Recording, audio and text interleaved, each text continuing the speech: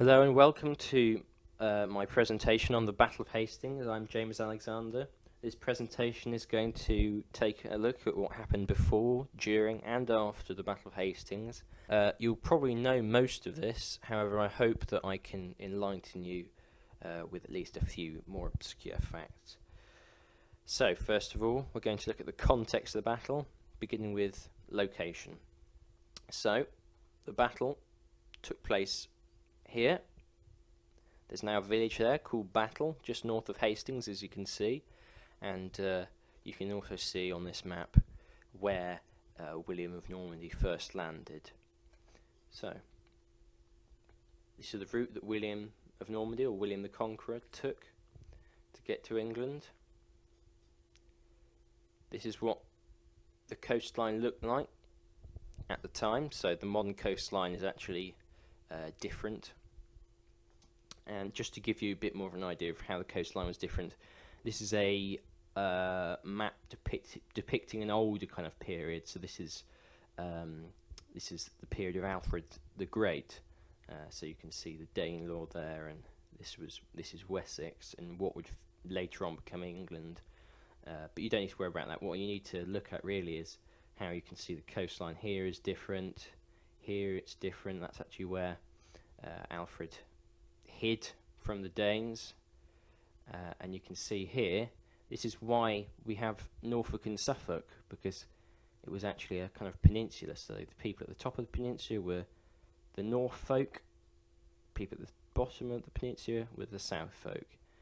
And here, this map really does help you understand the Anglo-Saxon period, because of course here there was a kingdom called the Kingdom of Lindsey, which wouldn't make sense if you looked at its borders on a modern map.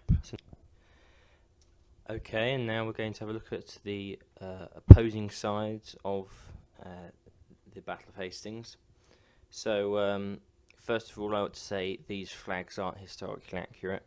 I'm using this flag here, which is a kind of theorised flag of Wessex to represent England.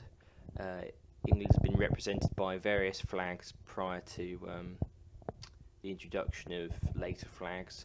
So the Welsh represented England with the white dragon. In the Bear Tapestry they're represented with a golden dragon. I've gone for this Wessex design, which is a golden wyvern, which is a dragon with only 2 legs as opposed to 4. And Normandy, that's the modern flag of Normandy, simply because heraldry didn't really exist at the time, so there wasn't a flag. So these were the 2 main leaders. We've got Harold Godwinson, Harold II, King of England, and we've got William of Normandy, or William the Conqueror, as he would later be known as.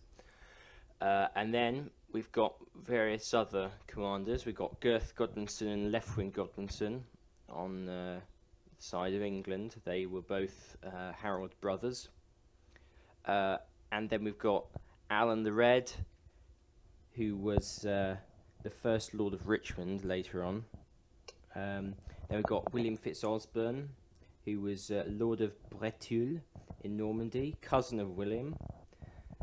He created the title Earl of Hereford later on, and he built Carisbrooke Castle on the Isle of Wight, as well as many other English castles.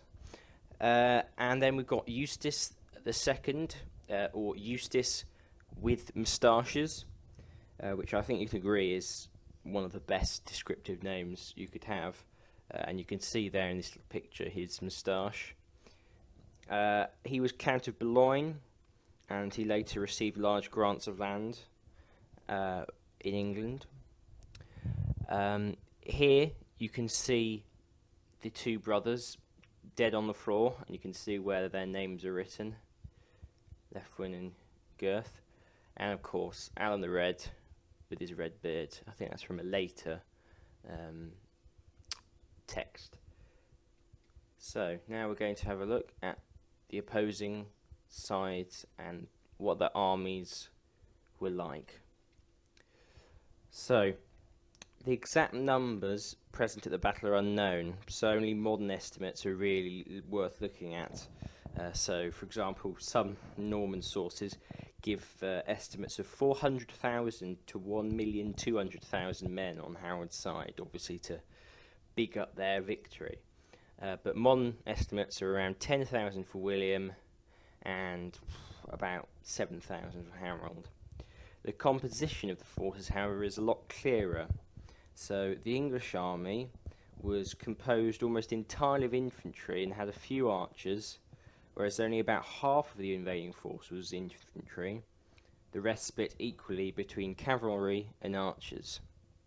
As a whole, England could furnish about 14,000 men for the Fyrd, which was the sort of conscripted army, when it was called out.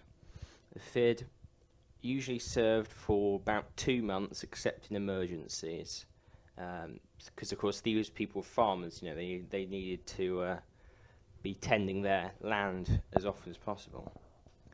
The King of England also had a group of personal armsmen known as housecarls, who formed the backbone of the royal forces, and then some earls also had their own forces of housecarls. They were sort of the equivalent of the Norman knight. So while a knight might have a long sword, a housecarl would have a Dane axe, which was a big long axe, essentially. Most soldiers in the Norman army wore mail hauberks, which is a kind of mail sort of tunic, with probably some sort of wool gambeson or padded clothing underneath. There isn't actually any archaeological evidence for this, obviously, simply because it's all organic material that is just degraded. But looking at later periods, that's probably what they had.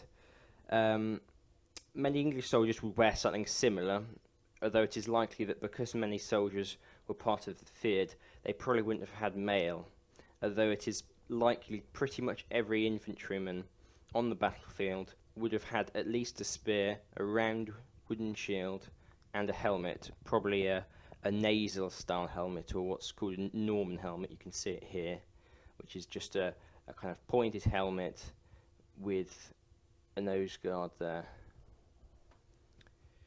So we'll look at the build-up first, which of course began with the succession crisis. Following King Edward's death on the 5th of January 1066, the lack of a clear heir led to a disputed succession in which several contenders laid claim to the throne of England.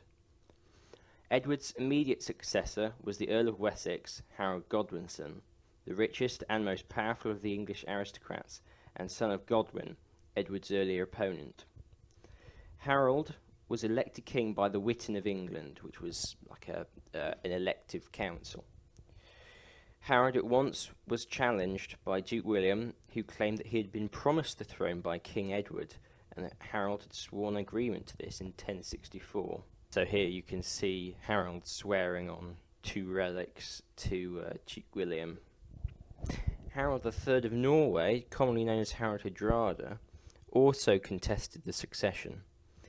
His claim to the throne was based on an agreement between his predecessor, Magnus I of Norway, and the earlier King of England, Harthcanute, whereby if either died without an heir, the other would inherit both England and Norway. That's an image of Harold of Hardrada. I think it's in a church on the Orkney Islands, or possibly the Shetland Islands, I can't quite remember. And this is just an image of Edward the Confessor.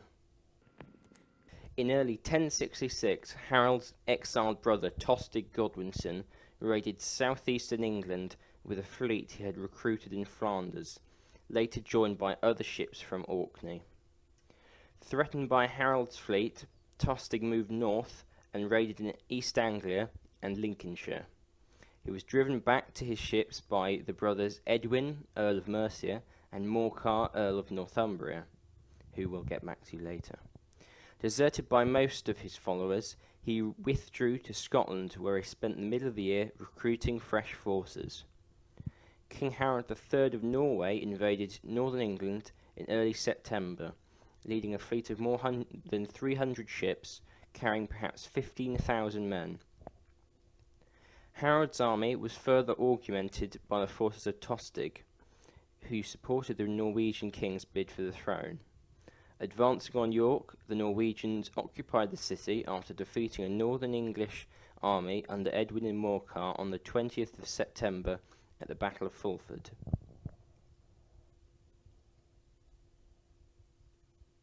So, this is an image just to provide you with a little more context, which shows how England was divided up amongst the earls. So, as you can see, this was Edwin and Morcar.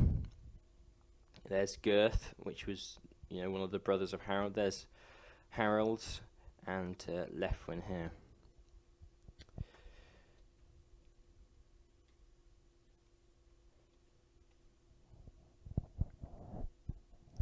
Harold had spent mid-1066 on the southern coast with a large army and a fleet waiting for William to invade. The bulk of his forces were militia who needed to harvest their crops, so on the 8th of September, Harold dismissed the militia and the fleet. Learning of the Norwegian invasion, he rushed north, gathering forces as he went, and took the Norwegians by surprise, defeating them at the Battle of Stamford Bridge on the 25th of September. I would talk more about that, but that's probably going into too much detail for now.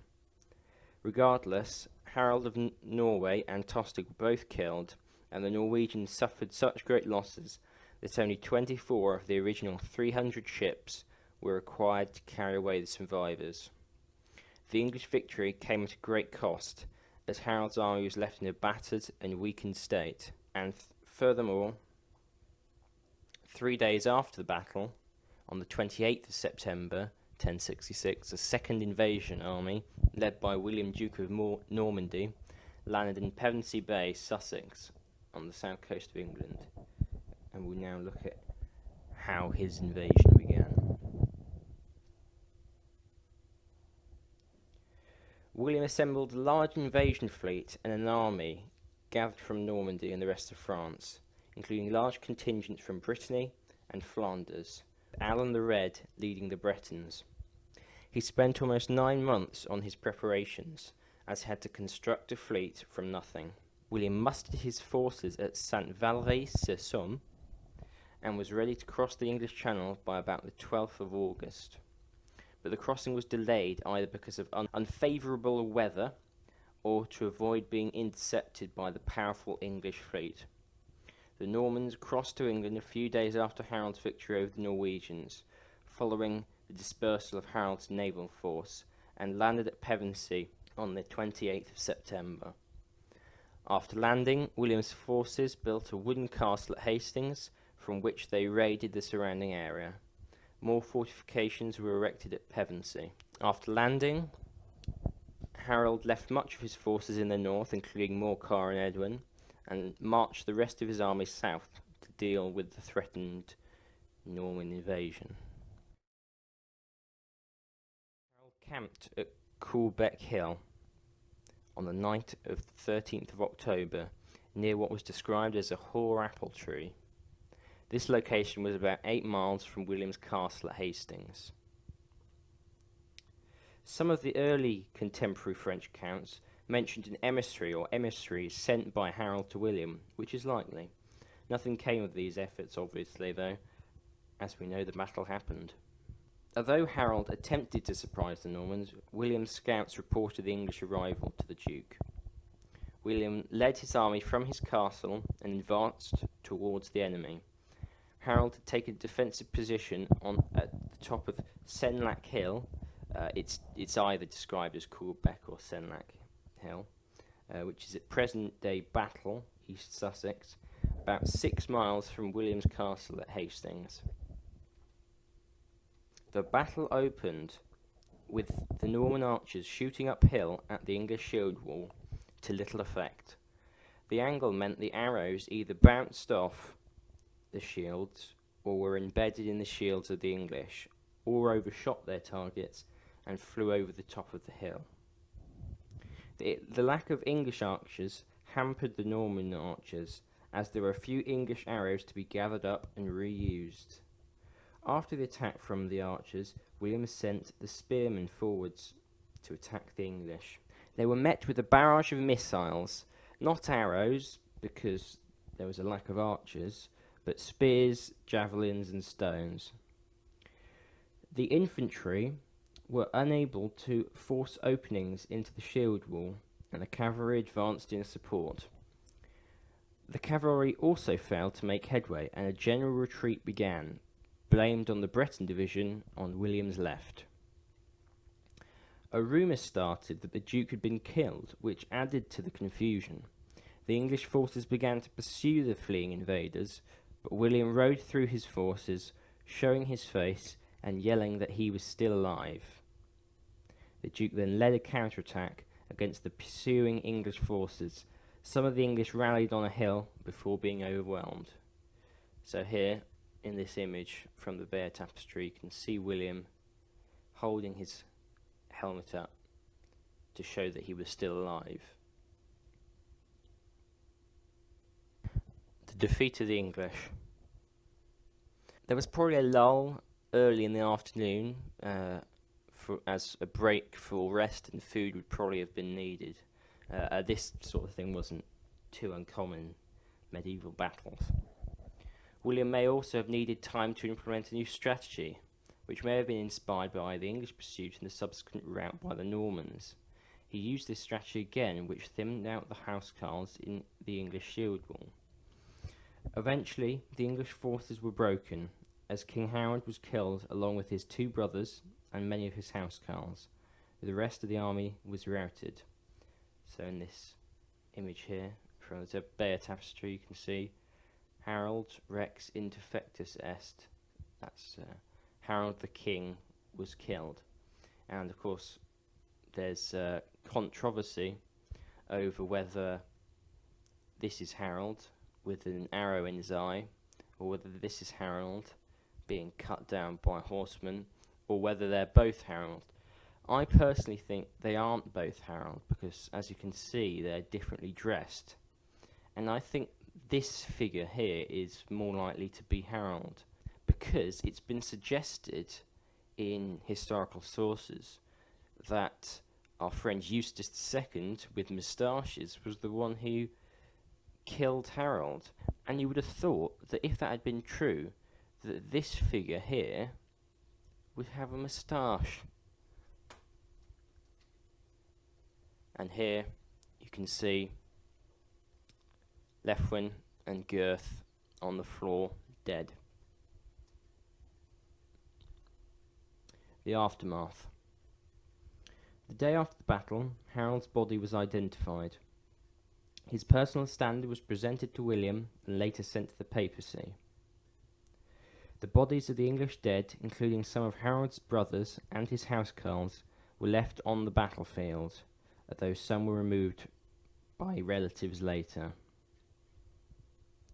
The Norman dead were buried in a large communal grave which has not been found, so exact casualty figures are unknown. Of the Englishmen known to be at the battle, the number of dead implies that the death rate was about 50% of those engaged, although this may be too high. Of the named Normans who fought at Hastings, 1 in 7 is stated to have died, but these were all noblemen, and it is probable that the death rate among common soldiers was higher. Although Orderic Vitalis' figures are highly exaggerated, his ratio of 1 in 4 casualties may be accurate. Reports stated that some of the English dead were still being found on the hillside years later. Although scholars thought for a long time that the remains would not be discoverable due to acidic soil, recent finds have changed this view. One skeleton that was found in a medieval cemetery and was originally thought to be associated with the 13th century Battle of Lewes is now thought to be associated with Hastings instead. And here in this image you can see Battle Abbey, or the remains of it, in the background, along with the kind of plaque on the floor, which is supposedly where Harold Godwinson was killed. The conquest of England. So here in this map you can see all the main events. following the Battle of Hastings, which I'm now going to go through.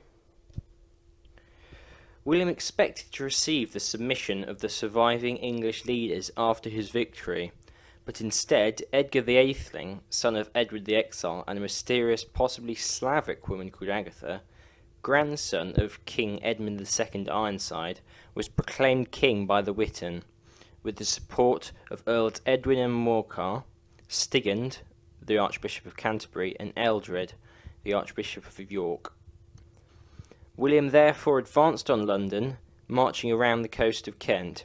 He defeated an English force that attacked him at Southwark, but was unable to storm London Bridge, forcing him to reach the capital by a more circuitous route. William moved up the Thames Valley to cross the river at Wallingford, where he received the submission of Archbishop Stigand.